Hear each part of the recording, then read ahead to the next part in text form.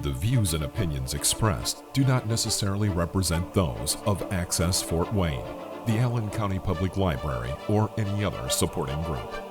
Access Fort Wayne is a department of the Allen County Public Library.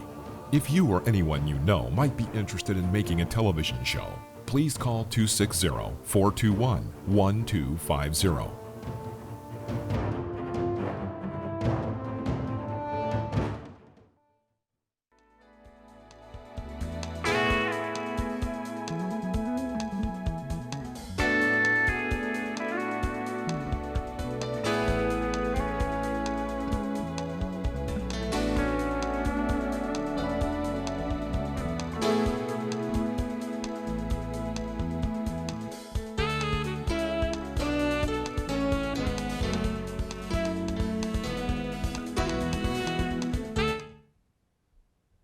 Hi, welcome to the Kachmann Mind, Body, Spirit show. I think you're going to like this show. And it's based on information that I, as a doctor, and living till maybe age 39 or the 49th time now, that my experience. But it's based on a book which I wrote a number of years ago. And if you need more information, it's all in here, and much more information too. And the name of this book is Harming and Killing Our Children. I mean, the title is kind of scary, but it covers the whole subject, including a code of behavior to have good children, and the behavioral code to 20 prescriptions that lead to good life, which I teach to children, are also applied to us. We can lead a great life by following them. So we'll list them at the end, but I hope I have time to discuss them a little bit. So, Road to Healthy Children. Our genetic script, which is our DNA, which determines how we look, how we think, our brain, all our organs, everything, is only written about 25%. Yes, 25% when you're in the uterus. Yes. And of course, you're writing the script already when mom and dad and what their habits were beforehand, whether they were alcoholics or drugs or perfectly healthy, normal people. So their genetic script, and then now they're in the uterus, but 75% of that script, what kind of a baby you're gonna have, will be written after that. So this is a wonderful opportunity because if you have good habits, you will have a very healthy child. So let's discuss that in more detail. So intrauterine life is extremely important, so that the habits that you have, even before conception, as I mentioned, determine the genes of your child. But whether you're drinking alcohol or using drugs or smoking, using marijuana, whether you're exercising, whether while the child is in there and the script is unwritten, whether you're singing music to the child, whether you're dancing, taking a walk and singing, these all affect the genetic script of the child. So it is a great opportunity, but it also has some negatives if you don't have good habits. So we could be creating tremendous children.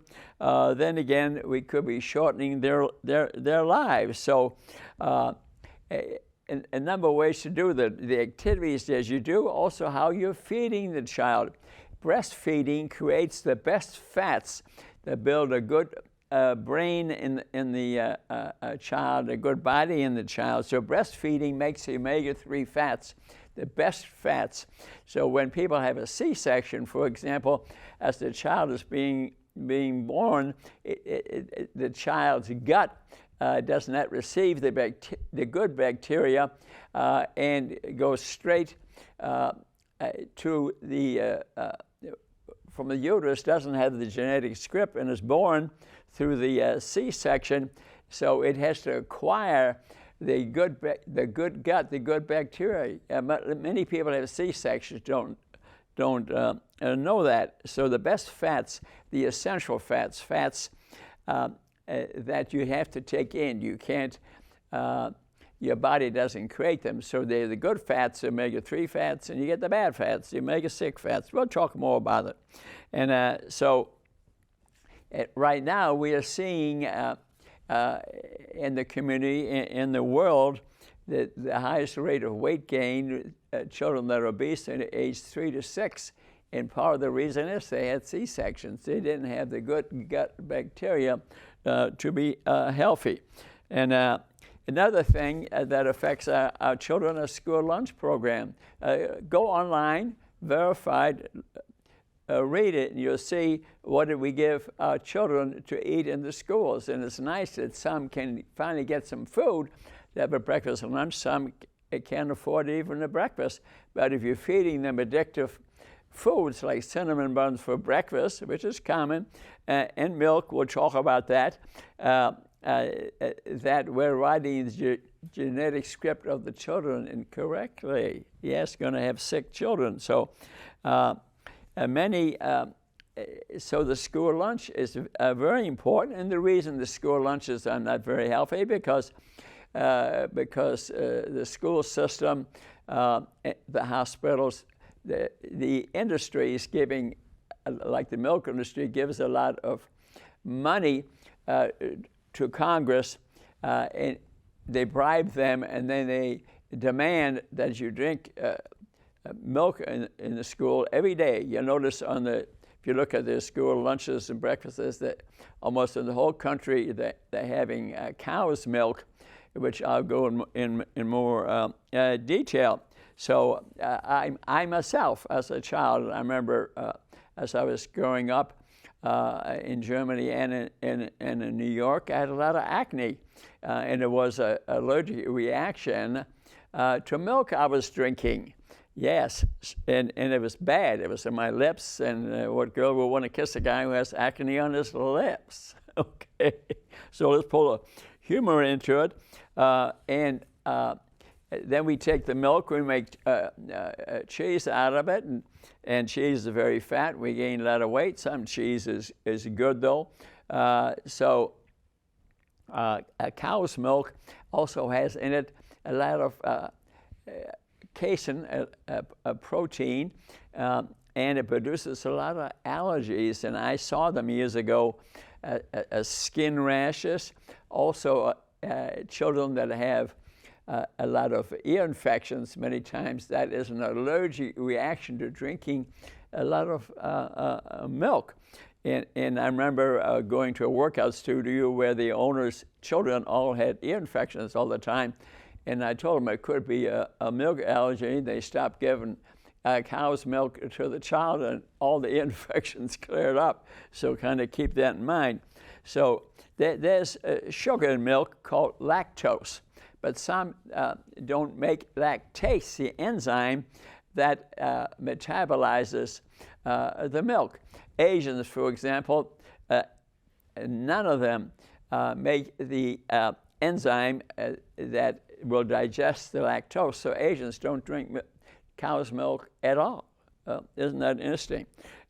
So the lactose, the sugar, that's in milk is glucose and galactose, okay? But if we don't have the enzyme, we can be nauseated, bloating, diarrhea.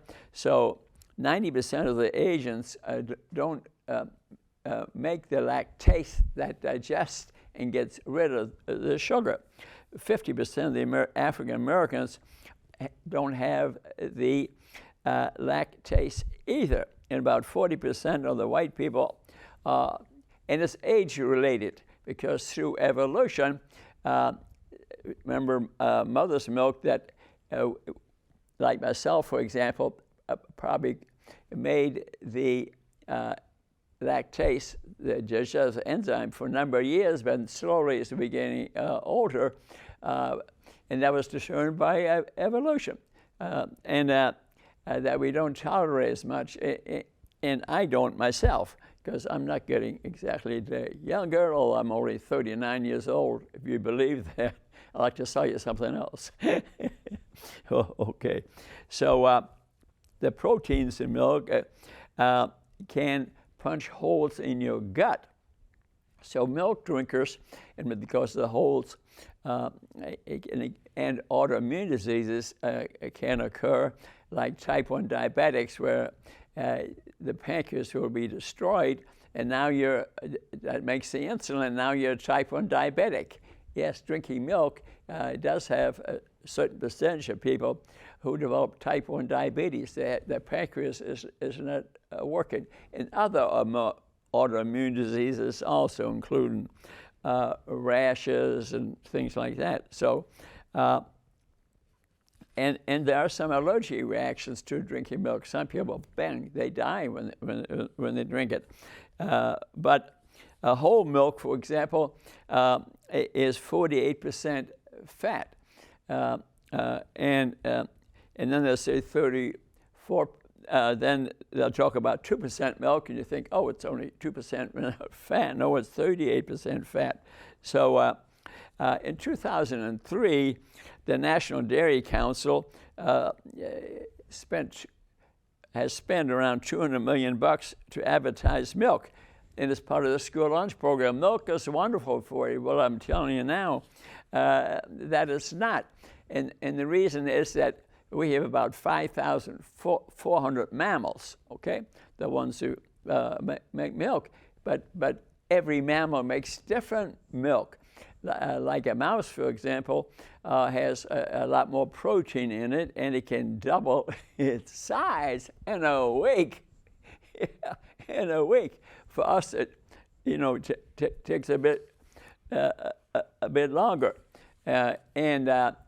so because of so many chemicals and allergens inside of milk, that to feed it to our children and make it easily available, especially for kids who have to eat the school lunch. They got no other food.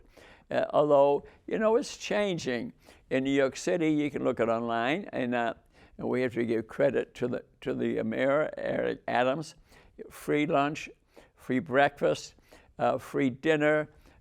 When the kids are not in school, they can still get the food, but then he wrote a book, plant-based type diet is with feeding the kids, not all the time, but a lot of the time. So, and some of that isn't too healthy. It's a very good book, but I'm telling you, he's telling you saturated fats are not good for you. That's wrong. But the science has advanced since that time. He himself had been a diabetic, and he got over it through eating this way. But the science has advanced since he wrote, and I warn you about that, but I encourage you to read it. Dr. Colin Campbell from Cornell, he traveled throughout China, and he developed knowledge. And what he found is that exposure to milk increases cancer rates. Mm-hmm. You're a milk drinker, cancer rates increase. Interesting.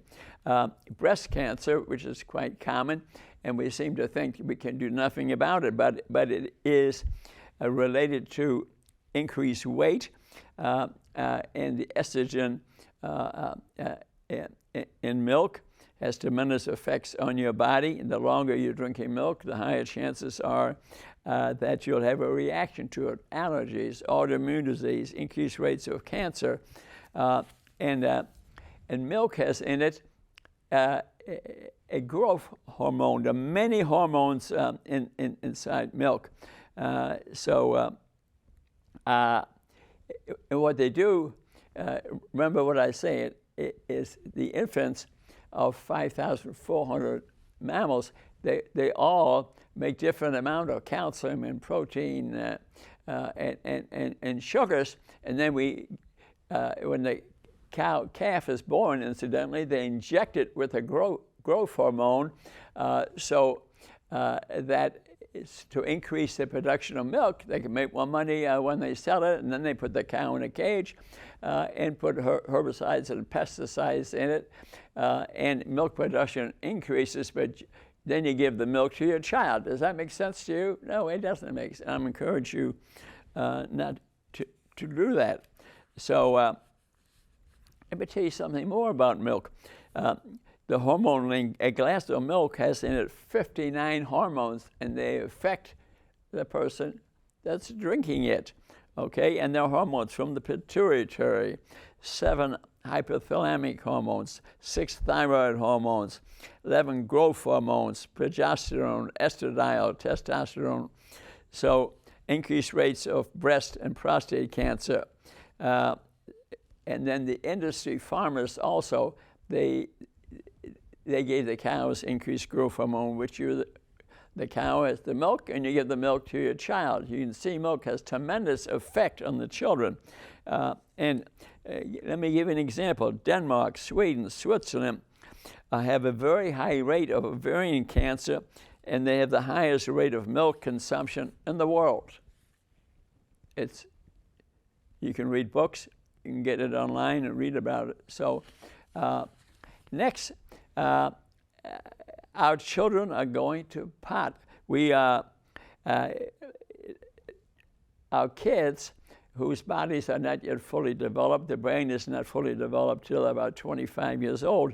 A lot of them are drinking marijuana, and they become addicted a lot quicker than adults. But read about it. 17% of children are addicted to marijuana.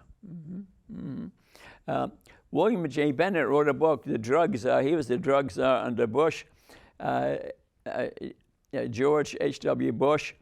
He was under Reagan. He was in charge of education. So he's a very experienced, very sincere person.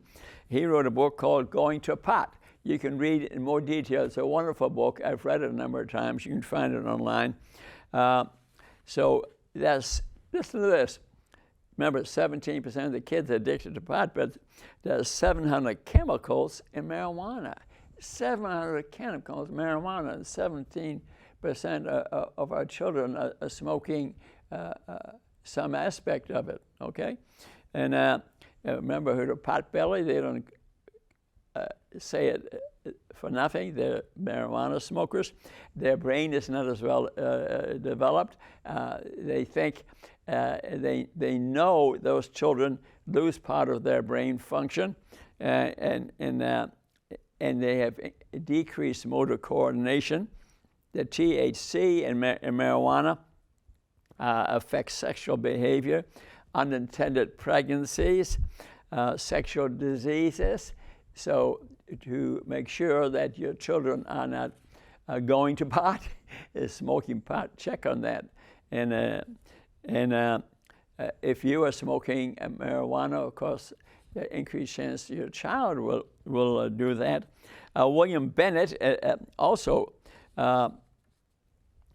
wrote, and he's the one that wrote the book we talked about, but he was able to reduce the addiction rate to 3.9% when it was much higher before that. So we got to give him credit.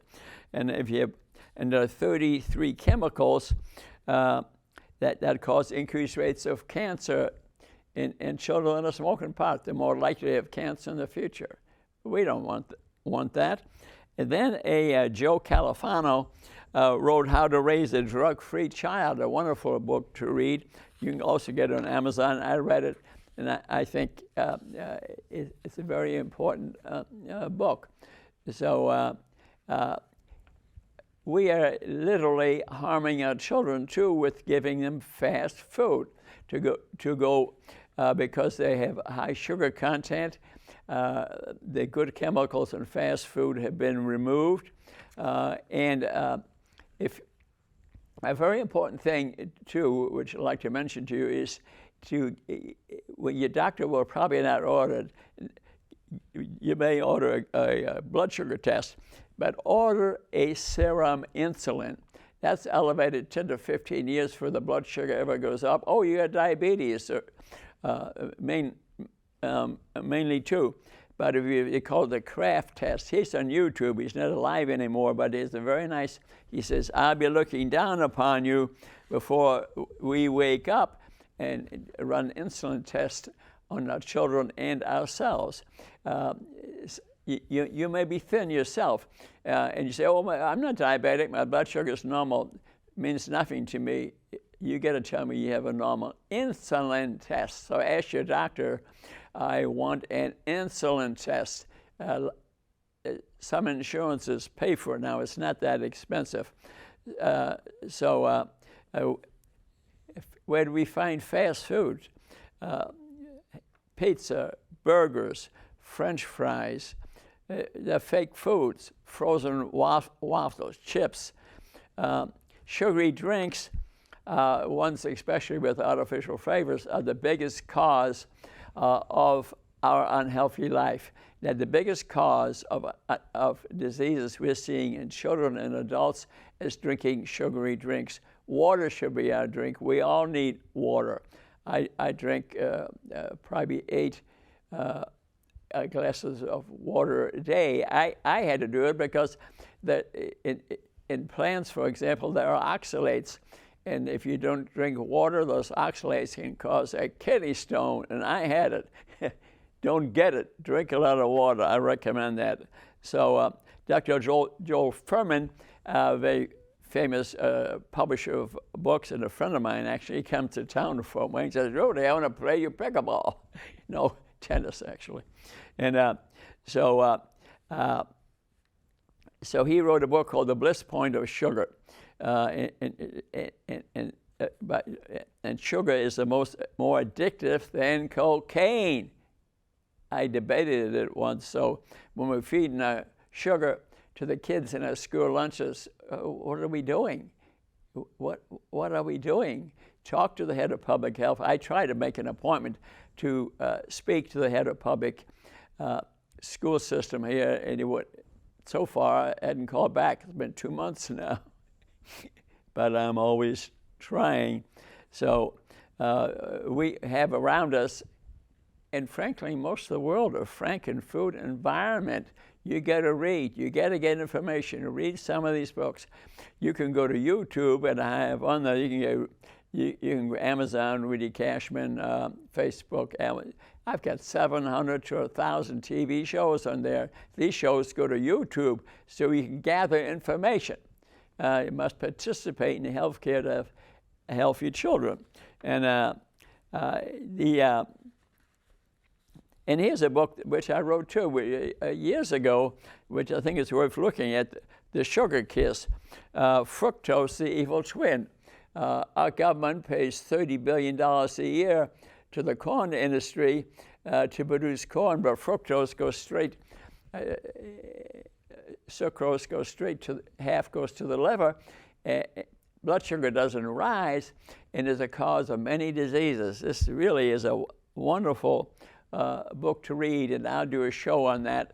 But Fructose, the Evil Twin, I'll encourage you to have a look at that. Probably take a day or two to read it. It's quite thin.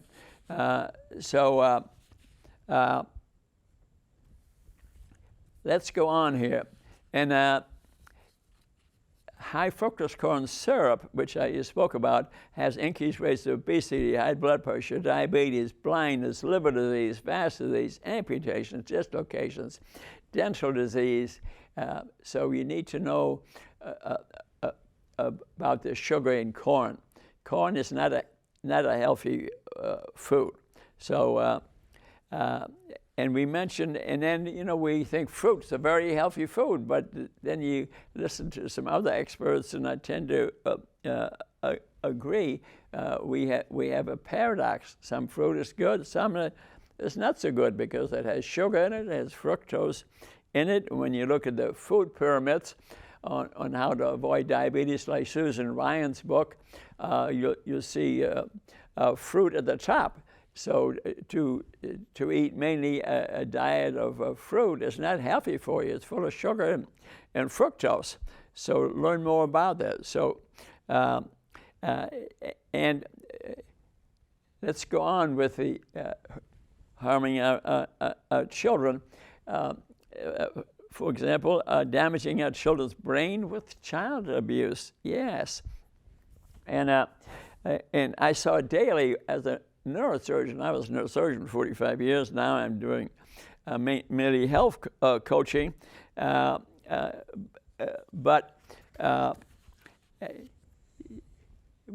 I saw it daily, actually. 20% of the children are consuming the bad foods, around 20%. So you have to pay attention to what you give to your child. And if you yourself are eating bad food, well, the kids will be obviously eating bad food too, also. And then we have the NAS, opioids and ultra-affected genetics scripts, irritability, tremor, water, stools, overweight. So the opioids, very unhealthy. And a lot of children are addicted. And if you're addicted, like you're addicted to sugar, your child is probably also a sugar addict. The opioids, if your child is under opioids, maybe because you are, but they can have irritability, tremors, watery stools, overweight. 60-80% may have seizures. So you got to pay attention to, especially if you're taking in opioids and you have a child in a uterus, your child will come out of the uterus addicted. They'll be an addict. They may be small. They may be having seizures. They may be having abnormalities, facial abnormalities. They may be hospitalized longer. So the average child that is addicted to opioids in the uterus will be in there about 16 days before they're able to send them home. But then if the parents are addicted and they may feed the child addictive foods, then the child may be unhealthy. And so FASD, that's alcohol-infested food you may be eating. So alcohol put out, that's the first thing to digest it. If you're eating different foods, if you're having a drink, the alcohol is digested first, okay? And then it can affect your brain, yes. We have fetal alcohol spectrum disorders. It's sort of divided into 5 sections, okay? Then it can create fat in the liver. So, and that affects the metabolism in the liver. Your foods are digested in your liver, the majority, okay? And you can develop, stage 3 would be alcohol-related neurodegenerative disorders. Number 4, alcohol birth defects. Kids may be born paralyzed or missing a leg. Usually it's because the parents or the mother, especially at this stage during pregnancy, is drinking a lot of alcohol. It affects the baby in the uterus and affects their neurological development. They may be very small. They may be paralyzed. They may be demented. They may be retarded. Let's speak about another thing concerns you about how we treat our children. An undeclared war against children. Violences. Yeah. Violences can occur in the home and hardly anybody finds out about it. So if you know some violence is occurring in your neighbor's house, you got to report it. There's a law. If you don't, you could be held responsible for that. Mm-hmm. If you as a neighbor have been knowing about it as violence occurring to the children in the house, you have to report it. The way the laws are today, though, as soon as the government knows that a child is being abused in the home, they take it out of the home, like that. So we have to hug our children. We have to teach them the right things through violence. So if you go back centuries, we abused our children. 1562, we used children to do heavy work, 5- and 6-year-olds, yes. And we had made indentured servants out of our children. Yeah, and then slowly that evolved, and they passed laws. So even in 1815, someone says, "Pity the poor creatures," wrote someone in 1811. Yes, we have a history of abusing our children, big time, big time. And we use them as slaves. we sold them. We put them in chimneys and used them as chimney sweeps in the Torah because it affected the health. So, but their rights advanced slowly over time. So child abuse is a pediatric problem.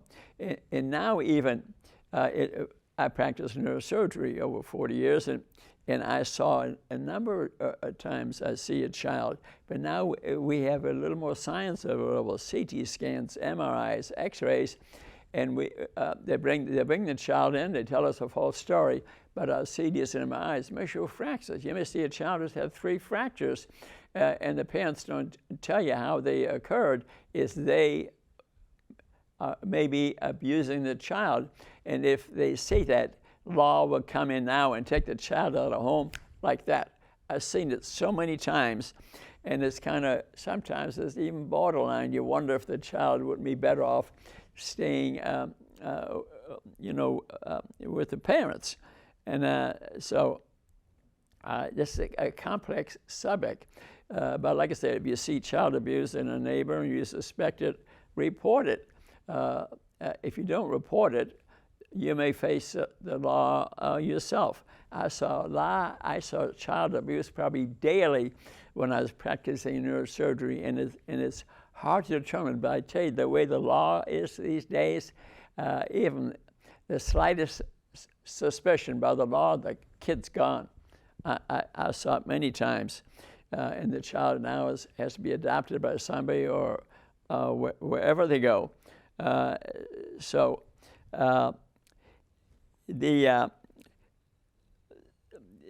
The media will also talk about a little bit and say, What My Eyes See is a book written in Flint, Michigan by Mona Hana Adisha. And I read it, and the kids in Flint, in the school system, were exposed to lead in the water. So what's in the water can affect you. And actually, they took the water away from Detroit and shot it over to Flint, and that was eventually exposed.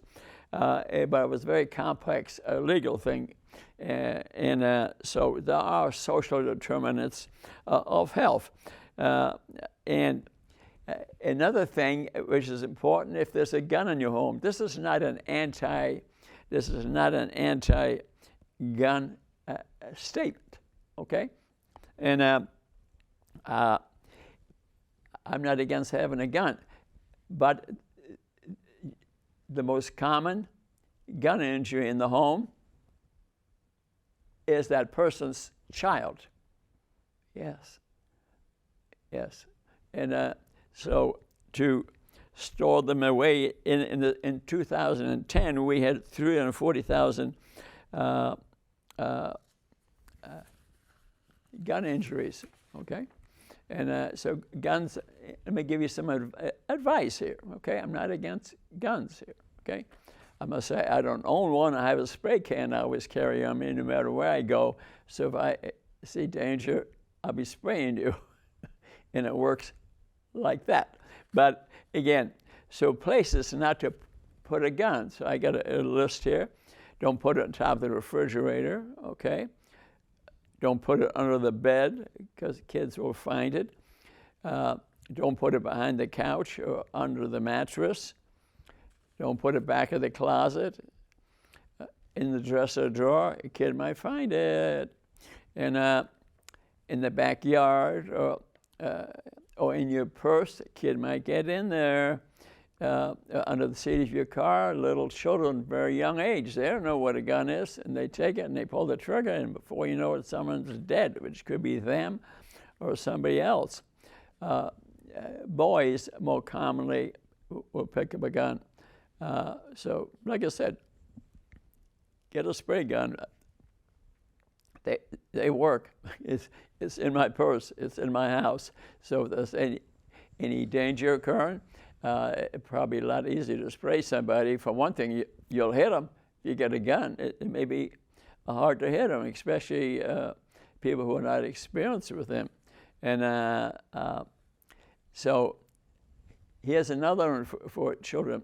harming and killing our children by allowing them to vape. What is the same thing that doesn't help? Allowing kids to smoke, and especially if they're using marijuana, they'll be switching to 17% of the kids smoke marijuana, and about 21% are smoking cigarettes. And they have found that the brains of children who are smoking marijuana or who are vaping, they will have a smaller brain. That's been proven. And I, as a neurosurgeon, operate a lot of people, and I found that alcohol was particularly toxic to the brain. And I operate a lot of people who didn't have a great memory, but they didn't look that abnormal, but they had a seizure or partially paralyzed, and I made a hole in the skull to let fluid out, that accumulate, and I found half the brain was gone. Alcohol did that. Yeah, so alcohol syndromes are 4 or 5 different types, but many are extremely serious. You have 1 or 2 glasses of wine a week, probably your brain will survive. It does produce some new cells, but if you're drinking every day, your brain is getting smaller. Mm-hmm. And there will be a point that you might have a seizure or be paralyzed, and your memory goes down. A lot of people have Alzheimer's disease. It's not mainly a genetic disease. It's caused by something, and alcohol is a big one. Alcohol is a big one. And so the syndromes related to alcohol, it's a toxin. It's a poison. It kills things.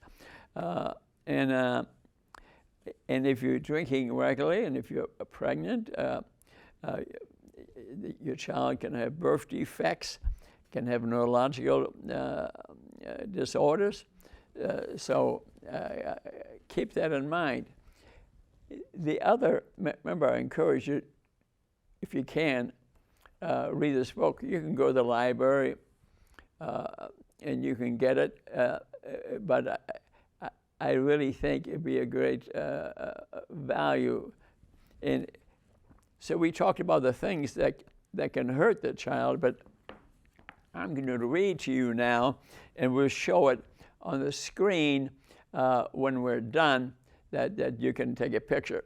And if you go past the juvenile justice thing on Wells Street, just before you take a left on Frankie Park, I've got their statue, which I gave to the Juvenile Justice Center in hopes that these kids there would memorize these, but the 20 prescriptions that lead to a good life, which I'm going to read to you now, are written, yes, and there are places to sit. Maybe sit there, look at them. There are even some flowers there to make you feel good. And so let me read them to you. So I wrote this, and they're not religious, okay, to support religion. I wanted the school system to teach them to the school kids, but the person in charge of Fort Wayne school system refused to do it, and then she died. But the guard at the Juvenile Justice Center, I talked to him a little bit before I went in, said, well, now we have a new administrator of the schools. You know what he said to me? Rudy, talk to the next person. I've called to make an appointment. He didn't call me back yet, but I'll get there. Always trying, Rudy's always trying to make you better. After all, I am a doctor. That's my job. I don't make money doing this. I do this because I care about you. And so let's get going here so I get through this before the show is over. treat others as you like to be treated. Well, that makes sense. And in this book, I have a number of pages written examples of that, and I'll tell you some stories about them. I have time left at the end. Be honest, do not lie, cheat, or steal, make your word your bond. That's a big one. That's a big one. Be honest, do not lie, cheat, or steal, make your word your bond. Number 3, treat life with care. Avoid risky behavior. I mean, what's risky behavior? Now, I'm a neurosurgeon, so I saw a lot of injuries. I don't ride a bike. Okay, I think riding a bike, I think it's probably okay as long as you know what you're doing, but pay attention. Don't be like what I saw in Amsterdam, but they ride bikes starting at 3 or 4 years of age. The guy was riding along very fast, no hands on the handles, smoking a cigarette and looking at his iPhone. Don't ride a bike like that. But he did, but he was trained. He seems still to be alive, but don't do that. Okay. Riding motorcycles is more dangerous. Not that people can't control the bike. It's the people are speeding out there gonna hit you. Practice showing respect for authority, parents, teachers, police, and government. I think if there's something that a law officer did that you didn't like, still show respect and then report it later, okay? Because they're carrying a gun. You're not carrying a gun, so you may get involved with something, who knows? But I think we need to show respect to our teachers. You don't like what the teacher's doing, go to the principal later, but show respect while they're in front of you. And the same with the government. If there's a problem with the government, then be sure you vote the next time or campaign. Here's another one. Do not let physical or mental abuse go unnoticed. In matter of fact, that's a law. If you see somebody do something illegal to abuse to their parents or grandparents or neighbors or children, you need to report that. Matter of fact, you are legally responsible if you don't. A lot of people didn't know that. Read a book regularly. Now, there's one today. We go into podcasting and everything, but I tell you honestly, but you can look at the PDF. I buy books. There were 2,000 books in my basement. I just moved to downtown because such good things occurring down here. That the good news is Western University accepted which are mainly medical books, because I write them and I read other people's books to prove what I'm saying. And Western University is dedicating a library with my 2,000 books in it, and with one room just for diabetes prevention and reversal. I'm for preventing disease. I don't want you to have those 30 diseases, and it's going to be a center of that. Thank you, Wesleyan University. And be tolerant of other people's beliefs. That's number 7. There are many different religions in the world, a few hundred actually, and show respect. Even if you're part of a major religion, show respect for the other religions, and lead your life according to your religion, as long as it's a peaceful religion. So I think we need some spirituality in our life. Some people feel stronger than others, but if you see a person that has no religion, still show them respect, and refer them to, if you want him to read her about your religion, and show them what they need to believe, but respect their belief, which could be belief of any religion or no religion. Show them respect. And in this country, we have the separation of the church and the state, which I think is a good thing, because in the world we have had so many wars. We've had so many wars with the religious differences. We don't want any part of that. So respect their religion, but if they're not peaceful, then let's negotiate about that. Number 8, express honor, love, and respect for your family. Even if some of your family has bad habits, try a way of changing them gently if you can. I mean, in some situations, they're so bad, you got to get out of there. I remember Oprah Winfrey, I think it was, wasn't it, that she locked herself in a closet and started reading books, okay? Turned the light on and read books. So we have many different forms of existence.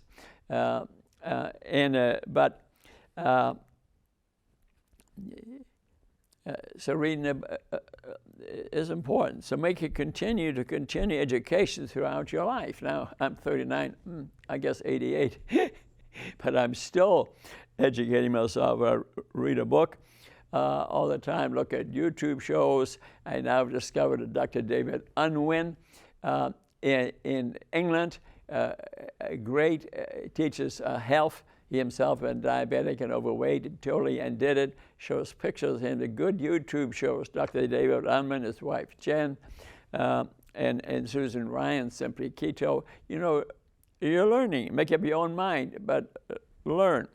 So respect for all life, human and animals. And this one, frankly, means an awful lot to me because I'm sort of I got up early at 5 in the morning when I was still practicing neurosurgery, and I started reading and writing books, but I had in there a whole bunch of bird feeders, and I hung some of them low so the deer could eat out of them. I had foxes and deer and geese and ducks and bluebirds and swallows, everything you could think of.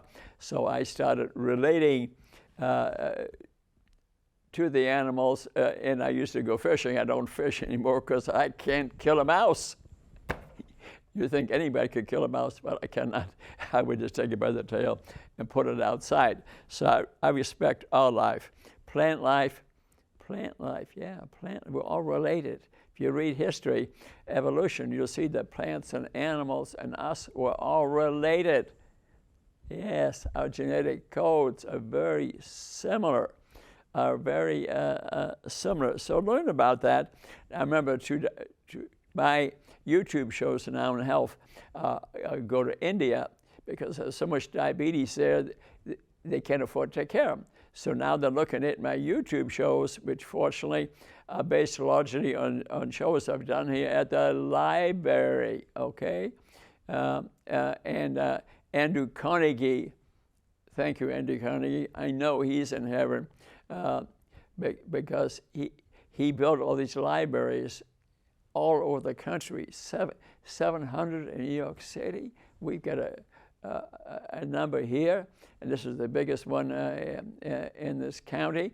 And there's a big sign in the hallway of this library that says, everything in this library is free. TV shows, podcasts, lectures, everything is free. I mean, thank you, Andrew Carnegie. And so avoid violence. Number 11, practice nonviolence, support peace. Wouldn't it be nice if someone started a war and we said, and we say, well, what's the problem? What do you want to discuss?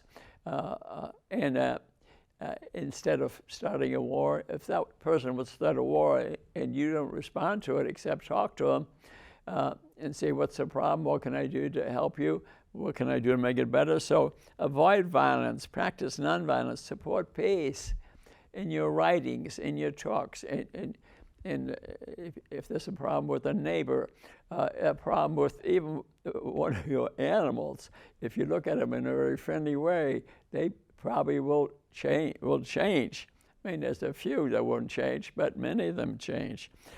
So celebrate our differences, sex, race, background, appearance, disabilities. What I really like, and I don't know how it happened, I don't see even color differences in the skin. That's just me.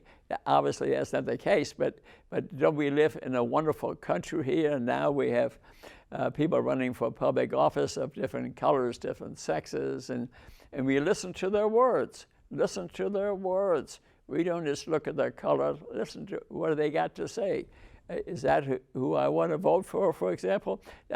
So listen to what they've got to say. Don't be close-minded, okay? And so seek knowledge, wisdom. Number 13, seek knowledge, wisdom, good character, and pursue excellence. So read and act and look at YouTube. Look at your phone, look at your computer, and gather wisdom, and maybe see some examples. I want to live my life like that person, for example. And number 14, practice health control, exercise your body and mind. The most important thing really is what you are consuming, what you're eating, type of food you're eating, and look at some of my other shows. And you know, I keep on reading all the time things. You remember I spoke about Eric Adams, the mayor of New York, a guy I really like, and a sign that's changed since he wrote his book. And the one which I'll be speaking for a half hour next, it'll be on YouTube, Susan Ryan's book, Simply Keto. That to me it will be the easiest way to become healthy. And I'll discuss that in great detail there. So practice health control.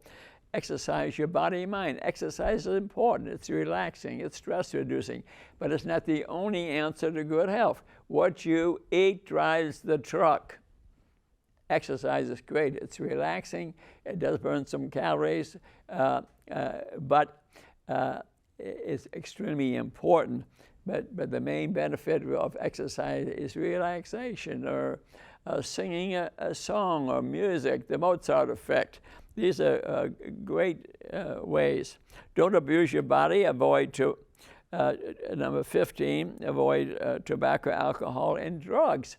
And this is very important, because alcohol destroys your brain.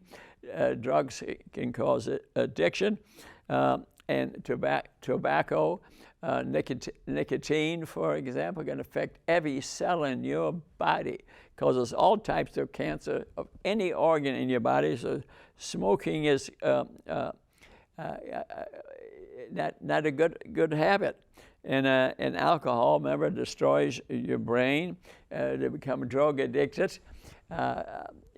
Learn what you can do about it. If you're addicted, we all need to feel better. We all got different problems in life. So to become addicted to something, incidentally, if you're way overweight, like 300, 400, 500 pounds, you can go on YouTube and read and listen to my 1-hour discussion of these GLP-1 agonists,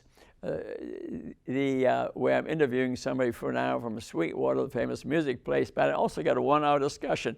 I didn't say don't use it. I say it's good and it's bad, and gain some knowledge. But don't just say, oh, I'm not going to consider that. I notice some people who have a BMI, body mass index, over 35. That may be the best way. But gain some knowledge before you do that. Okay? I didn't recommend it, but one thing about these GLP-1 agonists, they're very good at eliminating food, slowing down food consumption, or eating a different kind of food. But they also help get rid of addictions: alcohol, cigarettes, gambling. Just go down. Yes, just go down the line. So you see, that's valuable too. But then learn to eat right and exercise right. Help those who are suffering in need. I think this is important, something in our mindset, which I do. But you pick your own cause. But to help some people who are suffering in need is important. It's your spirituality. And avoid sex until you're ready to become a parent. Now there's a big one. If you smoke marijuana, it's more difficult to say no, for example. But how important that is. If you're not married and you get 2 or 3 kids, your life is going to be tough. You're going to be poor. More likely the kids will be unhealthy. So know where you're at, what age that you're at, for example. And that's why when people are taking hormones or different things, sometimes they're pregnant sooner than they think, or they don't know what they're doing because they're smoking marijuana, for example. Practice charity. Be willing to forgive others and yourself. If somebody did something against you, maybe try to see if you can't look at it in another way and try to teach that person not to do it to other people. And that will help prevent wars or conflict, especially say it's your neighbor. Number 20, hey, I got through them. I can't believe it, I got through them. And we'll discuss them more.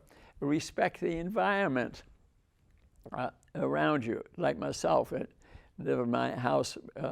Before I moved downtown, there was a 2-acre lake there.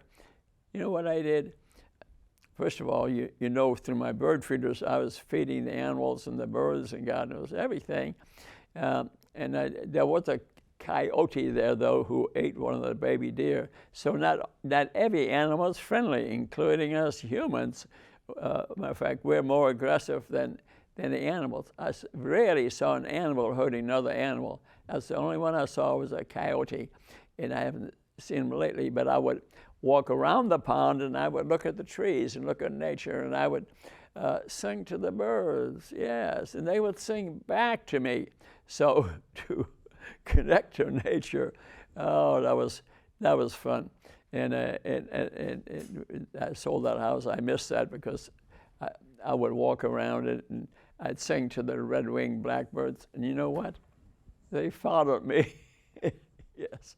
And then they sang back too, and it made me feel good.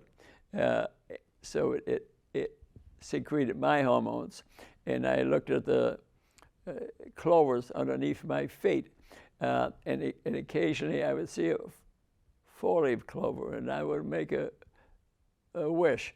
And so I think take a walk in nature is very relaxing, very stress reducing, and it teaches you to respect plant life. Plants are families. I even read a book on that, but I believed it because you see a big old tree, and then you look at the other trees. There were a lot of walnut trees there, and no wonder they called our area Walnut Creek.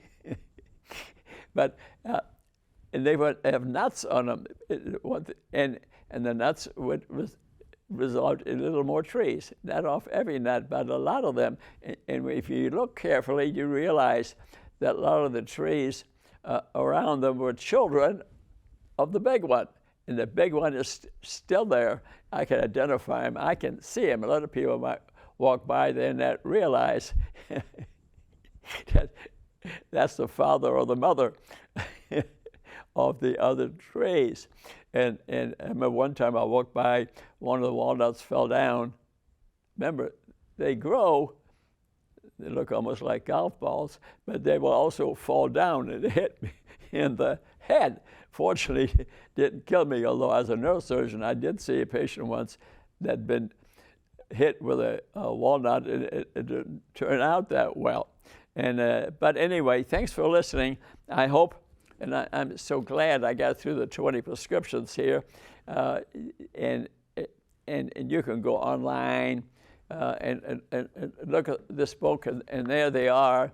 You can copy them down or get a hold of this book on Amazon, and if you can, get a hold of this book, because you'll be raising better children, and you will also probably be better yourself. If you have, who the heck's got perfect habits? I didn't, but I read, I acted, and I changed. And I'm a doctor, and I feel like I'm fulfilling my mission to make you better, because I want you to be 100, 120, which is my plan, being 88 now. So I can tap dance and play pickleball with you. I play pickleball 3 or 4 days a week. And thanks for watching this. And look at my YouTube shows, also on radio, the books on Amazon, probably 25 books. You got an idea, you want me to know about it? contact me and let me know. I'm open-minded. I'm ready to change my mind if I need to. Again, I love you and namaste.